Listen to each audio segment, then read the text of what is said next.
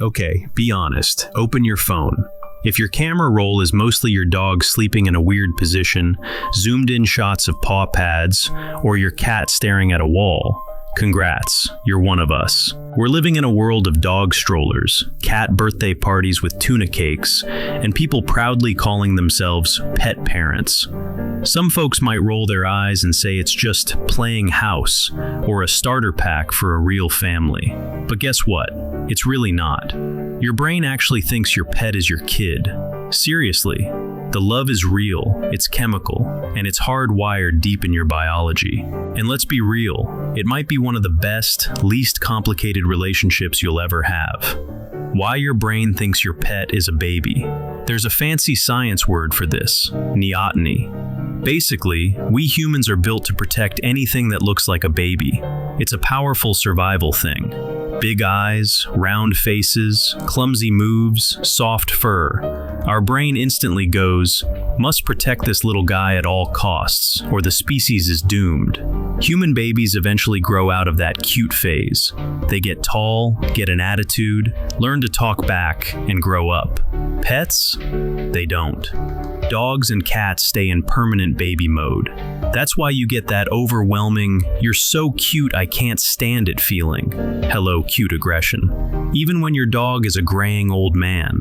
When you look at your pet, your brain releases oxytocin, the exact same love hormone parents get when looking at a newborn. It's a chemical bond that says, family. So when you say, this is my baby, your brain isn't confused. It's just saying, yep, spot on, that's the baby. Pets are the no-drama relationship. Here's the psychology part. Raising humans is all about eventually letting go. Kids grow up, push boundaries, and leave the nest to become independent. Pets? They stick around. They stay innocent, dependent, and need you forever. They'll never slam a door in your face and tell you they hate you, judge your job, your clothes, your questionable Netflix choices, or your dating life. Move across the country for a job and forget to call on Sundays. If you ever feel anxious or worry about people leaving, pets are the perfect safety net. You get all the love and loyalty with zero rejection. It's like the honeymoon phase that never ends. And honestly, in a world full of ghosting and mixed signals, that reliability is pretty comforting. We're not lonely. We just love to nurture. People love to say pet parents are just filling a void or practicing for the real thing. That's such a lazy take. Most of us just have a ton of caregiving energy. We're social mammals built to take care of things. But let's face it, buying a house, affording childcare, or hitting those traditional milestones is tough right now. That nurturing instinct still needs somewhere to go, right? So it goes to the pet. It's like parenthood, but fits into modern life a lot easier. You get the joy of caring for a living thing without the crushing economic pressure or the stress of raising a future adult member of society. Which type of pet parent are you? Most of us fit one of these vibes, or maybe a mix of all three. The guardian. You worry, like a lot. You've got pet cameras everywhere so you can talk to them while you're at work. If your dog sneezes once, you're on Google at 2 a.m., panicking about rare respiratory diseases. Your pet's safety is your peace of mind, and yes, you definitely check if they're breathing while they sleep. The soulmate. You'd honestly rather hang out with your pet than most people. No small talk, no fake smiles, no performing, just hanging out on the couch.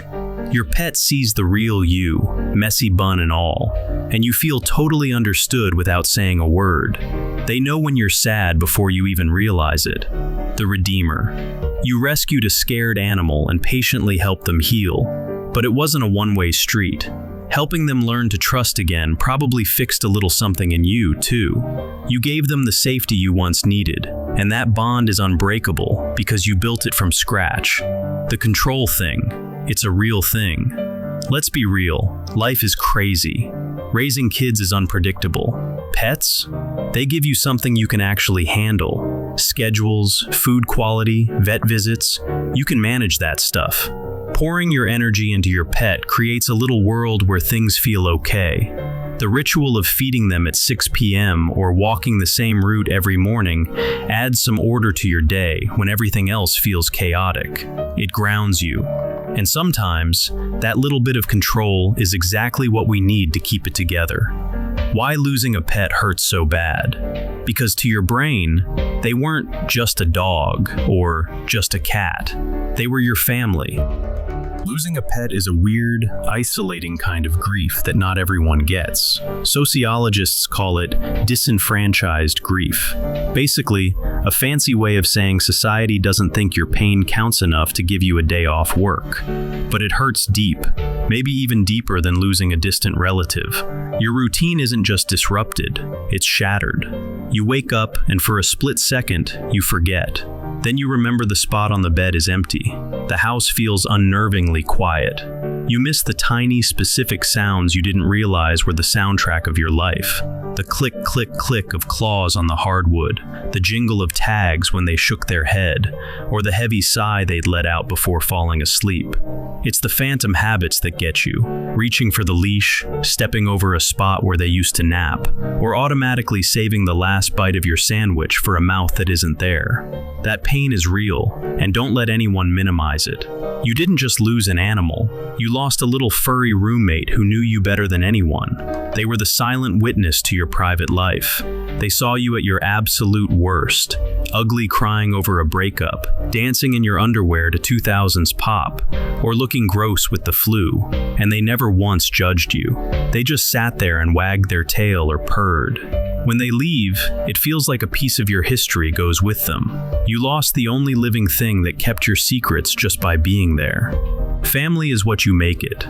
Family isn't just about bloodlines or DNA anymore. It's about connection. It's about who makes you feel safe. It's about who is waiting for you at the door, vibrating with excitement just because you walked in. That kind of pure, uncomplicated joy is rare. If you call your dog your son or your cat your daughter, go for it. Wear that title. You chose to protect a life that can't speak for itself, to advocate for their needs, and to shape their world. In return, you got something humans struggle to give: unconditional love. No strings attached. No, I love you, but just love. So yes, buy the matching holiday pajamas, bake them organic treats, spend way too much money on the orthopedic bed, use the baby voice in public, even if strangers stare.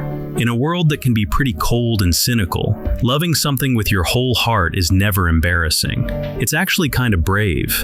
It proves you have a heart big enough to care for a creature that can never pay you back, except with love. And isn't that the whole point?